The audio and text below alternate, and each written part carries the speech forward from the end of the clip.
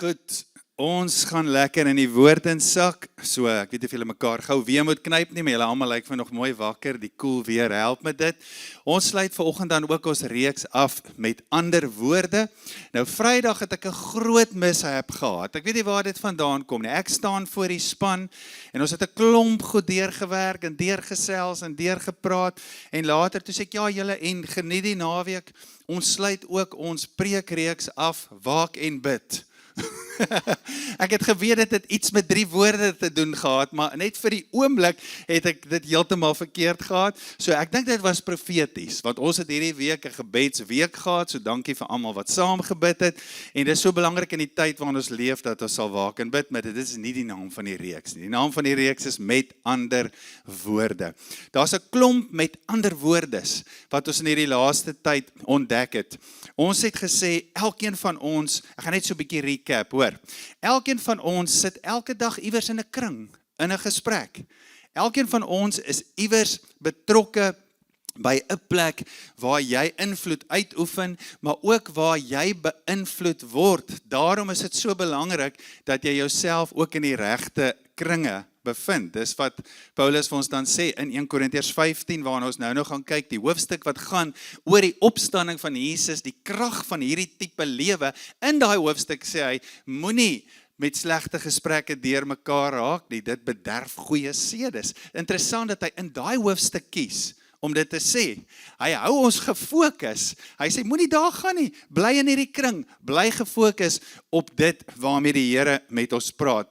Ons het ook gesê, die belangrikste gesprek waarvoor ons geroep is om aan deel te neem en wat Jesus vir ons moontlik gemaak het, is die gesprek in die hemel. Nou ek wil gou vir jou weer die skrif uit Efesiërs lees waar ons hierdie reeks begin het, want dit is so belangrik om hierdie vas te maak in jou lewe. Efesiërs 2.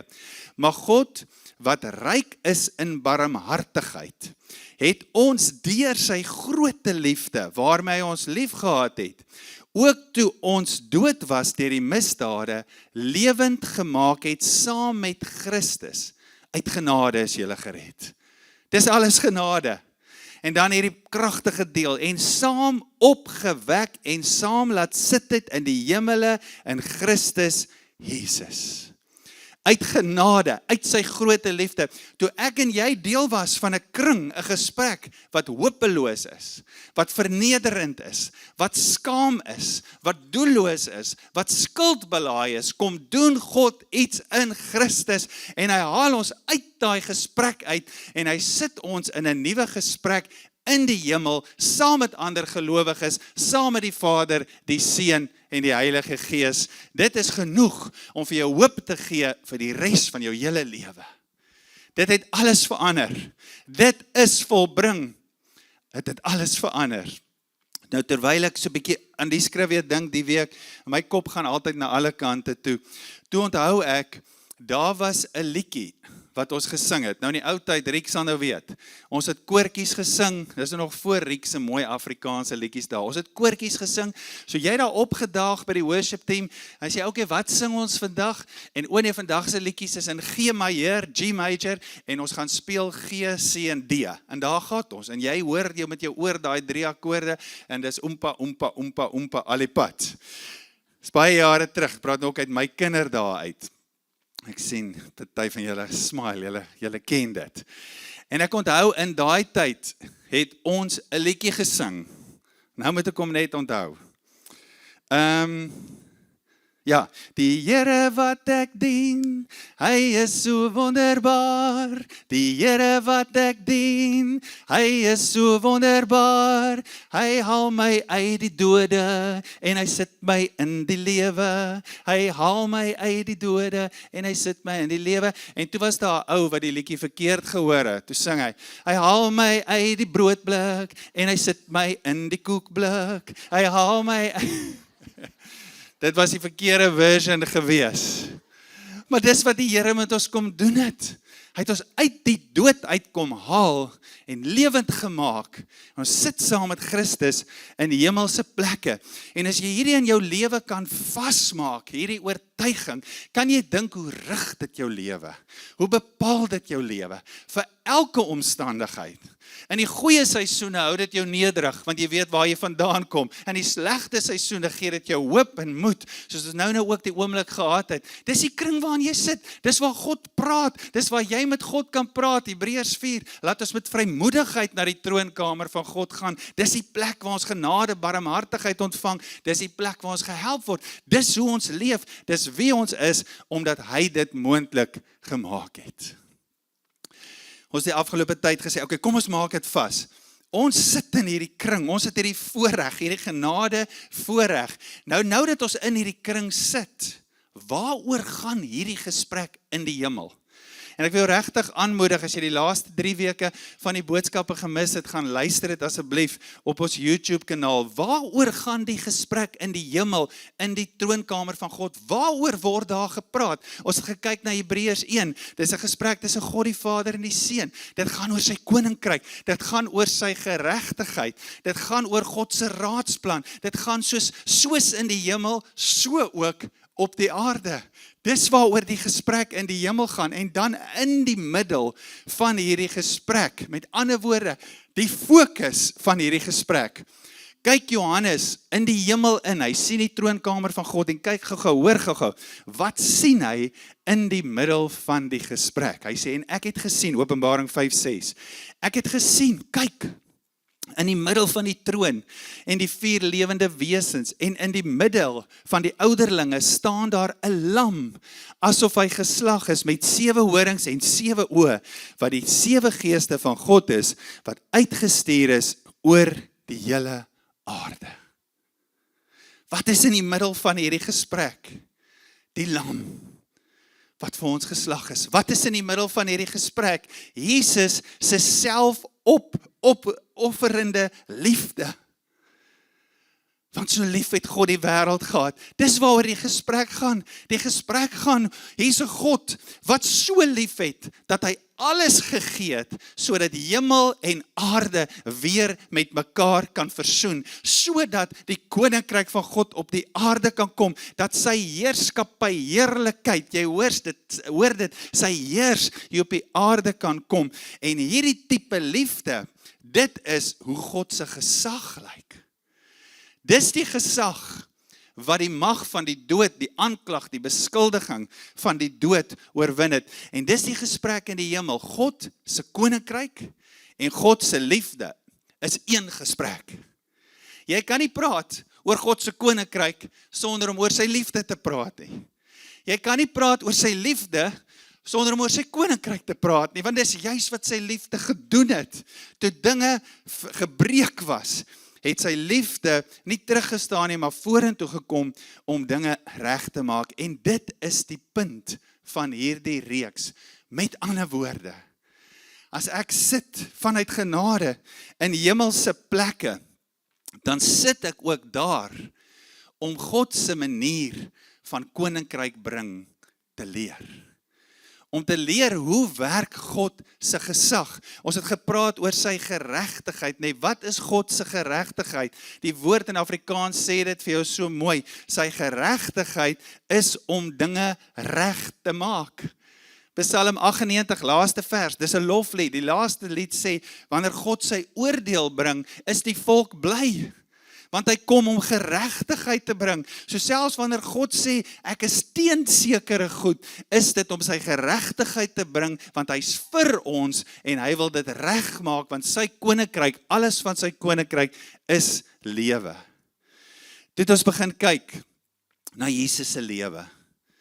Hoe het Jesus dinge kom regmaak?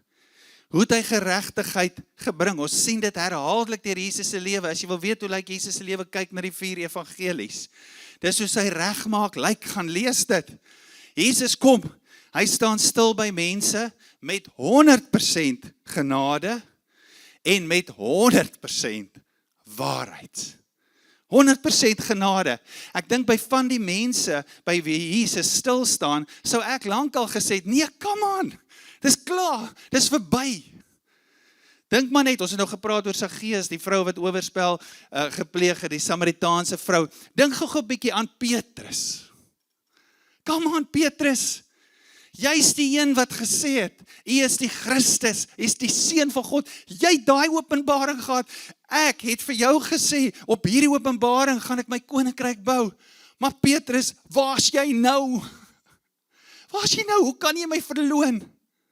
Ek sou die lyn getrek het en gesê, Petrus, dis klaar, jy het jou kans gehad. Wat doen Jesus?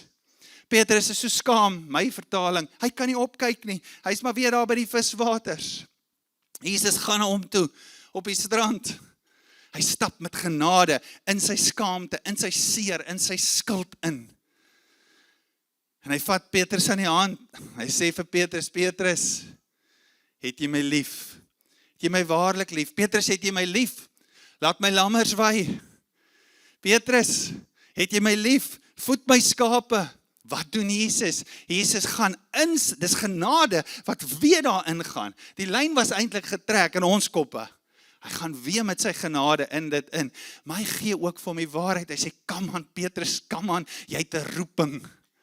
Jy het 'n roeping, onthou jy? Jy is die een wat die openbaring gehad het oor die koninkryk van God. En daar het ek geantwoord met die woorde, en die poorte van die doderyk sal dit nie oorweldig nie. Kom aan Petrus. Jy het 'n roeping, hy gaan met genade, hy gaan met waarheid, en dis wat Johannes vir ons sê, Johannes wat die evangelie Johannes skryf, onthou, hy het saam met Jesus geleef, 30 tot 40 jaar later skryf hy hierdie evangelie so, he had a lot of time to think. Hy het Jesus dopgehou, nou kan hy lekker skryf, hoor wat skryf hy? Johannes 1 vers 14, die woord het vlees geword en onder ons gewoon. En ons het sy heerlikheid aanskou, ons het dit gesien, ons het gesien wat is heerlikheid. 'n heerlikheid soos van die enige gebore wat van die Vader kom, vol van genade en waarheid. Wat sê Johannes hier vir ons, as ons volgende oor ons tema praat, met ander woorde, dit is hoe Jesus gekom het met sy koninkryk, om dinge reg te maak. Hy was teenwoordig by mense, met genade, selfs wanneer ons sou sê, die streep is al getrek. 100% genade, genade wat nie ophou nie, en met waarheid. Die Samaritaanse vrou, waar is jou man? Nee, het nie 'n man nie. Ja, die ander 5 was ook nie jou man nie. Maar hy stuur haar weg. Hy korrigeer haar lewe met liefde, met waarheid, genade, maak dinge reg, en sy raak hierdie groot getuie. Vandag wil ons so 'n bietjie praat oor, waar laat dit ons? Wat sê hierdie hemelse kring? Wat sê Jesus se lewe vir ons? Jesus weet ons, het weer prakties, dink gou prakties daaroor, Jesus het weer opgevaar. Wat doen ons nou? Wag ons nou net, totdat hy terugkom, en uiteindelik alles gaan nuut maak. Hy gaan terugkom, en hy gaan alles finaal nuut maak, en dit is waarvoor ons uitkyk. Dis ek glo iets wat die Here in die kerk weer stuur, die hoop waarmee ons leef. Maar wat van nou, waar laat dit ons nou? Nou 1 Korintiërs, sekerlik die langste hoofstuk in die Bybel wat praat oor die opstanding. Help ons om te verstaan, waar pas ons in? Waar laat dit ons? En ek wil vanoggend gou vir jou lees. 1 Korintiërs 15, 22 tot 26. Want soos hulle almal in Adam sterwe, so sal hulle ook almal in Christus lewend gemaak word, maar elkeen in sy eie orde. As eersteling Christus, daarna die wat aan Christus behoort by sy koms. Dit is maklike Afrikaans om te verstaan. Daarna kom die einde. Wanneer hy die koninkryk aan God die Vader oorgee, as hy alle heerskappy en alle gesag en mag vernietig het. Want hy moet as koning heers, totdat hy al sy vyande onder sy voete gestel het. Die laaste vyand wat vernietig word, is die dood. Wat sê Paulus hier vir ons? Hy sê vir ons, Jesus het klaar uit die doodheid opgestaan. Hy word die eersteling genoem wat uit die dood uit opgestaan het. En wanneer hy terugkom, gaan sy mense, almal wat in hom glo, opstaan uit die dood en dan gaan die laaste vyand, die dood vir altyd, vir eens en vir altyd vernietig word. En hoe sien ons nie uit na daardie groot triomf nie? Maar dan sê Paulus in hierdie kort gedeelte, in hierdie lang hoofstuk, sê hy die volgende ding. Hy sê, maar Jesus regeer nou al. Hy's nou al besig om die vyande, die dinge wat teen sy koninkryk kom, die dinge wat hy dan ook dan nou oordeel, hy's reeds besig om daai dinge onder sy voete te stel. Sy geregtigheid is nou al besig om te kom, en die grootste bewys van hierdie geregtigheid wat besig om te kom, is ek en jy. Want ons was nie in geregtigheid met God nie, maar nou het ons geword die geregtigheid van God in hom, 2 Korintiërs 5:21. Sy heerskappy het reeds begin, sy regmaak het reeds begin. As ons sien in 'n skool, hoe kom die heerlikheid van die Here? Dan kom die geregtigheid, die regmaak het reeds begin. So gou terug na ons vraag, waar laat dit ons? Paulus het nou vir ons gesê, ons sit in die hemelse plek, ons neem deel aan hierdie gesprek van die koninkryk wat kom, hoe die koninkryk kom, dit kom deur genade en waarheid, dis hoe Jesus sê Johannes vir ons teenwoordig was, deur genade en waarheid. Maar hoor wat sê Paulus nou, in 1 Korintiërs 3, 'n skrif wat ons almal goed ken, daar's 'n baie mooi liedjie oor dit ook, ek gaan nie die liedjie sing nie, ek gaan myself weer hou, ons gaan net aan, 1 Korintiërs 3 vers 16, weet julle nie, dat julle 'n tempel van God is, en die Gees van God in julle woon nie. Doxadeo Mosselbaai, weet julle nie, dat julle 'n tempel is van God, en die Gees van God binne in julle woon nie. Kom ons connect gou die dots. As Jesus kom om dinge reg te maak, deur genade en waarheid, dis hoe sy liefde werk. Hy het so lief dat hy kom om dinge reg te maak. As hy dit doen, dan hoor ons dadelik, ons is nou die tempel van die Gees. Ons is nou die familie van God, die Ecclesia. Ons is nou die tempel deur wie God teenwoordig is hier op die aarde. Weet julle nie dat julle tempel van God is en dat die Gees van God in julle woon nie? Hoekom praat Paulus daai taal? In daai tyd was dit net algemene praktyk, dit kom van die Ou Testament af, die tabernakel, die tempel, was die plek gewees in die allerheiligste, waar die teenwoordigheid van God was. Nee, dis waar dit tasbaar was, dis waar dit sigbaar was. So vir die mense van daai tyd, was die tempel, die tabernakel, was die plek waar hemel en aarde bymekaar gekom het, daar waar God se teenwoordigheid was. En nou kom Paulus, nou sê hy, God het meer gedoen as net julle sondes vergewe. Hy bou nou 'n tempel. Sy offer was so groot, ons is soveel, so baie geheilig, so volmaak geheilig, dat sy Gees nou in ons kan woon. En hier's die great deal. Ek en jy, die tempel, ons is nou die plek hier op aarde, waar sy teenwoordigheid hemel en aarde ontmoet, by mekaar bring. Ons is nou die plek, ons, sy gemeente, ons wat gevul is met die Gees.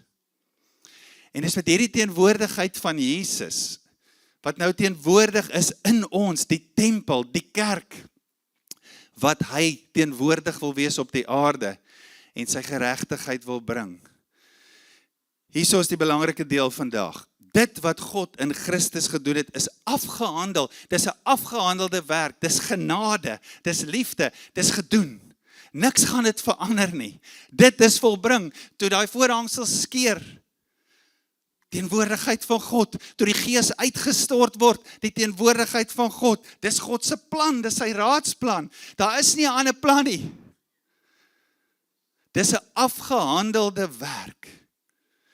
Maar terwyl daar hierdie afgehandelde werk is daar ook die tempel wat nog gebou word. En hier is verskriklik belangrik dat ons as kerk dit sal verstaan. Die tempel is nog steeds 'n bouproses en hoe ons bou maak saak, want die tempel het 'n roeping. So as ek dit volgens amper so kan sê, it's a matter of life and death. Die tempel het 'n roeping, so hoe ons bou is belangrik. Hoor wat sê Paulus in Korintiërs 1 Korintiërs 3, hy sê, volgens die genade deur God aan my gegee, het ek soos 'n bedrewe bouer 'n fondament gelê en 'n ander bou daarop. Belangrik. Elkeen moet egter let hoe hy daarop bou. Die ou vertaling sê, elkeen moet oppas hoe hy daarop bou. Elkeen moet let. Dis belangrik, let hoe hy daarop bou, want niemand kan 'n ander fondament lê as wat reeds gelê is nie. Dit is Jesus Christus. Hy is die fondament. Hy is die een wat kom om dinge reg te maak. Dis sy doel, dis sy missie. Hy doen dit deur daai genade wat verby die lyn gaan. Maar ook waarheid, want genade wat net aangaan, kan ook toleransie word. En waarheid weer sonder die genade kan veroordeling raak. Hulle saam, die twee saam is liefde. Dis die fondasie waarop ons bou en ons moet let hoe ons bou. Dok sê hy om ons baie, ons moet let hoe ons bou. Nou hierdie jaar praat ons in ons journeys en ons expedition wat gaan oor die 10 maande, praat ons oor ons jaartema Marked by His Glory, Known by His Love, spesifiek met die fokus Known by His Love. Known by His love. Nou kom Paulus, nou sien hy, daar gaan 'n klomp goed in Korintiërs aan. Daar's verskriklike goed wat daar aangaan. Hulle boulyne is deur mekaar. Deur my kruis. Daar's dinge wat gebeur. Ek het net 'n paar hier neergeskryf. Daar's verdeeldheid, daar's partytskap, party hou van Paulus, party hou van Apollos. As partytskap, daar's seksuele sondes, gelowiges vat mekaar hof toe. As wanorde in die byeenkomste. Daar's 'n hoogmoed oor geestelike gawes. Hulle wil weet wie se gawe is nou die beste en die belangrikste. Dis al die goed wat hier aan die gang is. En hulle op daai stadium was nie 'n weerspieëling gewees van dit wat Jesus was nie. In plain Afrikaans. En dis hoekom Paulus met hulle praat, dis hoekom hy vir hulle briewe skryf. So wat doen Paulus? Staan hy terug en sê, nee wat, los hierdie gemeente. Hulle is oor die lyn, dis verby, skryf hulle af. Ons het iets daar in Korinthe probeer, maar dit het nie gewerk nie. Nee, hy skryf hulle die briewe. Hy sê, julle het 'n roeping, soos Petrus, come on! Hy sê, die bouwerk van hierdie tempel, vir hierdie tempel se roeping, is nie reg nie. En hier moet aanpassings gemaak word. So kom hy die briewe skryf. Nou net vanoggend kan ons eintlik hier stop. Ek kan net sê, hoor jy wat 'n appel maak hierdie roeping op ons lewens. Soos wat Jesus 'n spieël was van God se koninkryk hier op aarde. En deur Jesus se lewe het God se koninkryk gekom. Dit was oral sigbaar. Koninkryk van God het naby gekom. So is ons nou die spieël van God se koninkryk, maar hierdie spieël doen ook iets. Terwyl die koninkryk van God weer spieël word, raak dit 'n uitnodiging. Dit raak 'n uitnodiging vir die wêreld. 'n Uitnodiging waar mense na ons kyk en sê, aha, met ander woorde, daar's 'n ander tipe lewe as wat ek nou beleef. And I want that. Ek soek dit. Ons raak die uitnodiging. So belangrik dat ons die tempel bou op die fondament wat reeds gelê is, Jesus Christus, die bloudruk, die prototype. Gou weer ons jaartema. Known by His love. Known by His love. Hoekom? Johannes 13 vers 34, Jesus som alles op. Dis nou daar wat hy die disippels se voete was. Dis net voor sy kruisiging. En dan sê Jesus vir hulle, vers 34, 'n nuwe gebod gee ek julle, dat julle mekaar moet lief hê. Soos ek julle lief gehad het, moet julle ook mekaar lief hê. Why? So die begin van die jaar het al gesê, our message is the kingdom of God, but for the kingdom of God to come, our method is love. Die metode is liefde, Jesus se metode. Die metode wat dinge nie reg maak nie, maar regtig reg maak. Hy maak dinge regtig reg. Laasweek het ons 'n bietjie oor Saggeus gepraat. Saggeus is die mees gehate persoon. Hy was lankal ook oor die lyn.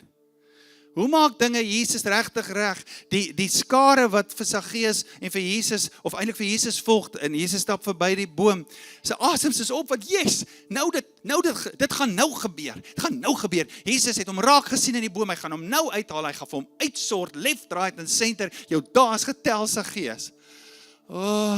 Teleurstelling. Kan hy nie by 'n beter mens gaan bly nie?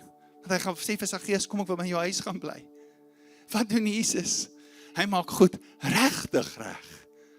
Sy teenwoordigheid, sy genade en sy waarheid met Saggeus, vir almal wat fed up is met Saggeus, verander Saggeus, maak dit so reg, dat Saggeus terugkom en sê, alles wat ek geëis het, gaan ek 4-dubbel teruggee. Dis die regmaak, dis die gesprek, wat in die hemelse kring aangaan. Ons leef in 'n wêreld met 'n kitskultuur, ons wil alles vinnig kits verander, kits reg hê. But there's a method. The method is love. Jesus kom maak regtig reg met 'n liefde wat genade gee, liefde wat waarheid gee, liefde wat stil staan. En dis die uitnodiging in hierdie jaar. Dis hoekom ons so met jou karring.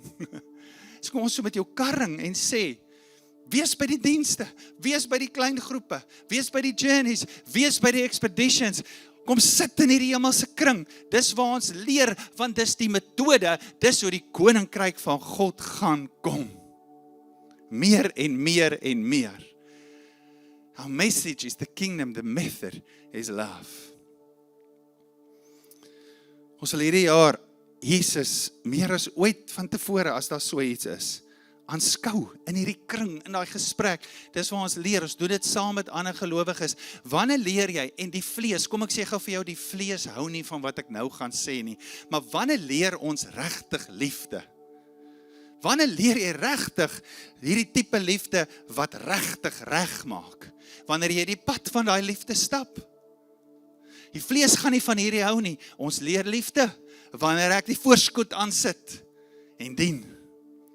Ons leer liefde wanneer ek sê, wraggies, in hierdie omstandighede voel ek dalk nou nie so nie, maar ek ag jou hoor, as dit ek myself ag. Ons leer liefde wanneer ons regtig voel, vergifnis is nie toepaslik nie, maar ek weet, dis die krag wat gaan werk, en waarlik gaan regmaak. Dis wanneer ons liefde leer. Waar leer jy daai goed? Not on your own. In the family of God. In die tempel. Dis nie jou tempel, my tempel, haar tempel nie. Dis julle is 'n tempel. Dis een tempel. Doxa Mossel Bay, die tuinroete, ons maak hierdie verklaring dat hierdie plek aan God behoort. Maar nou moet ons hierdie tempel bou. Ons moet hierdie tempel bou en sê, Here, ek commit tot hierdie boumetode. Ek commit tot die lewe van Jesus, hoe Jesus hierdie liefde gedoen het. Ek commit tot dit. Ek verbind my aan dit. En dit mag wees dat daar baie kere of tye is wat my vlees vir my iets anders gaan skree. Ek wil gou vanoggend net vinnig, voor ons klaar maak, 2 goed nog vertel. Twee goed wat ek gehoor het eintlik. Die een was gister met Riek. Riek praat gister by die worship team en hy praat so 'n bietjie oor hoe bedien ons mense. Hy sê ons bedien mense, Riek, jy moet dit eintlik kom sê, maar hy sê ons bedien mense nie vanuit 'n past, present tyd nie, maar vanuit 'n future, present of present future. Ons het dit vanoggend gedoen. Vanoggend het my so diep getref hier. Toe die Here begin praat, ons bid vir huweliksmaats en mense wat dalk swaar kry en wat die oog van Jesus afgehaal het. Vanoggend, dis 'n goeie voorbeeld toe ons hier saam is as die tempel, toe sing ons, why would I make a bed in my shame when a fountain of grace is coming my way? Toe ons saam sing as die tempel, is ek seker was hier mense wat iets beleef het en gesê, aha, God sê dit ook oor my lewe. God sê dit ook oor my lewe. Wanneer ons met mense werk met die genade en die waarheid, is ons vertrekpunt future present. Ons sê oor hulle wat God sê.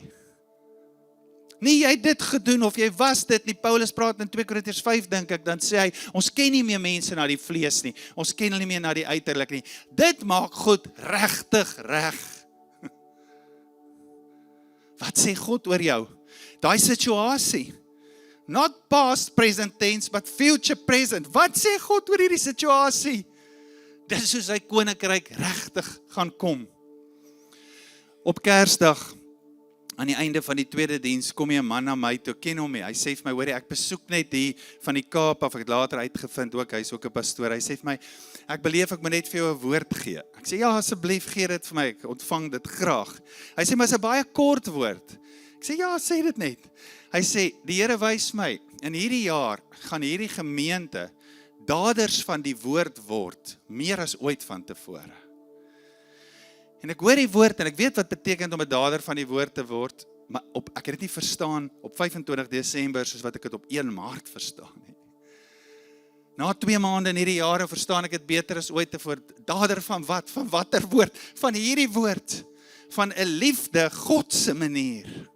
God se manier. 'n liefde daai manier. Die Here gaan met ons 'n pad stap om regtig dit te word, om daai tempel te word, soos wat hy met Korintiërs gepraat het, praat hy met ons. Soos wat hy met Petrus gepraat het, praat hy met ons. Soos wat hy die Here oor in die hele skrif met mense praat hy met ons. Dis daai come on. Ons het die Korintiërs deel hierdie jaar begin om te sê, we are so much more than what we have become. Ons is soveel meer, die tempel, as wat ons geword het. Kom ons sluit ons oë.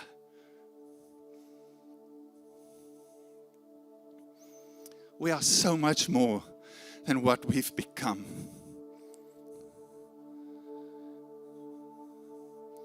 Here, ons sien vanoggend die tempel. Ons sien die plan. En vanoggend, as Doxaday Mosselbaai, al ons ander Doxadayos, wil ons sê, Here, ons commit aan hierdie plan. Ons verbind ons aan God se raadsplan. 'n teenwoordigheid soos wat Jesus teenwoordig was. 'n teenwoordigheid van genade. 'n teenwoordigheid van waarheid. 'n teenwoordigheid totdat die koninkryk van God kom in daai situasie. Totdat. Romeine 5 vers 5.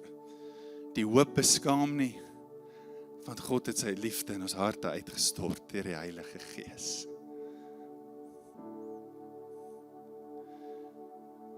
Hoor vanoggend, ek weet, terwyl ek hier praat, in my eie kop weer klink daar goed. Daai ding is te moeilik, daai ding is te taaf, daai ding is te verlore, daai ding is te ver heen, daai ding dit, daai ding dat, soveel kanse, ek het soveel goed in my hart, teenoor daai persoon in daai situasie, ek wil net niks met dit te doen hê nie. But God's way. Here, kom vul ons harte vanoggend met die liefde, kom maak ons oë oop, verligte oë van verstand, te sien wat U gesien, te sien wat Jesus gesien het, terwyl op die aarde was. Dit wat Johannes gesien het, hy was vol genade, hy was vol waarheid. Dis 'n heerlikheid wat gekom het.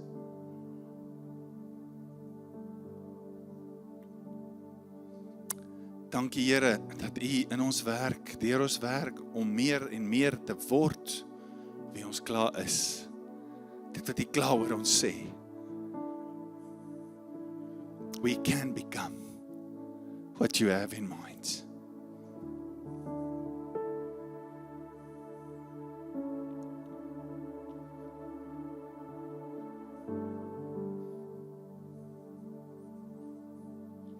Ek wil nooi net daar waar jy sit, miskien is daar goed.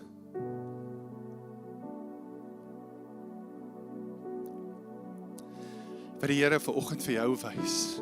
Ek beleef so die Here vanoggend harde harte wil sag maak. Goed wat die Here vir jou weer wil wys, waar hy jou wil gebruik. met genade en waarheid. En dan weet ons, dis deur sy gees, dis sy gees bemagtig ons, om dit te kan wees, dit te kan doen.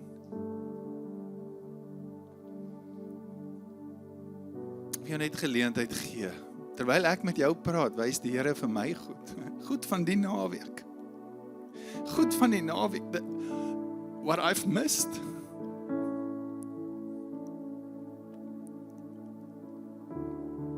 En ek sien, hoe broodnodig is Jesus se manier daar.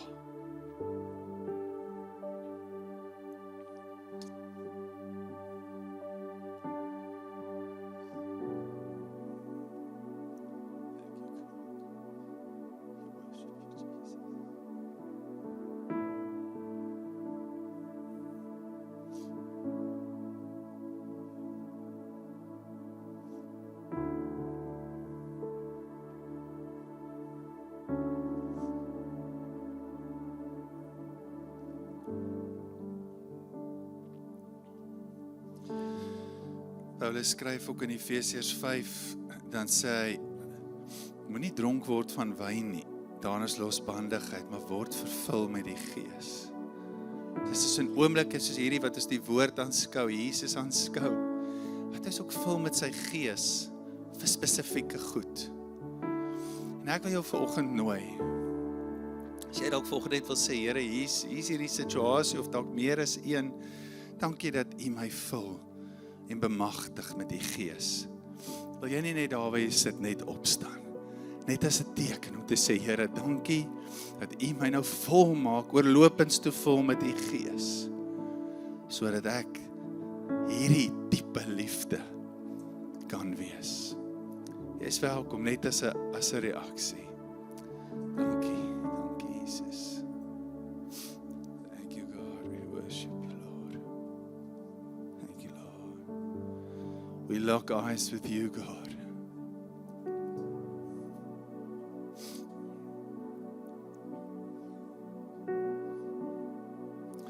Ek weet nie of ek dit al gesê het, maar ek dink dit in die eerste diens gesê, Jesus se bediening, as ons nou die woord, dis eintlik 'n irrelevante woord, maar as ons dit so wil sê, Jesus se bediening op aarde was suksesvol. Dit was kragtig. Dit het gewerk. Dit het die doel bereik. As ek en jy God se manier omhels, it's guaranteed.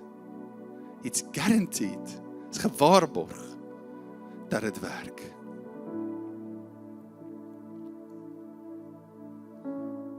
Thank you Lord. Dankie Jesus. Dankie Here dat U ons vanoggend vul met die Gees, met die perspektief, met die woord, met U uitkyk, met U hart, met U visie. Dankie dat U ons losmaak van kortstondigheid. En dat ons ook na mense en situasies kan kyk, nie na die uiterlike nie. But from the future, present.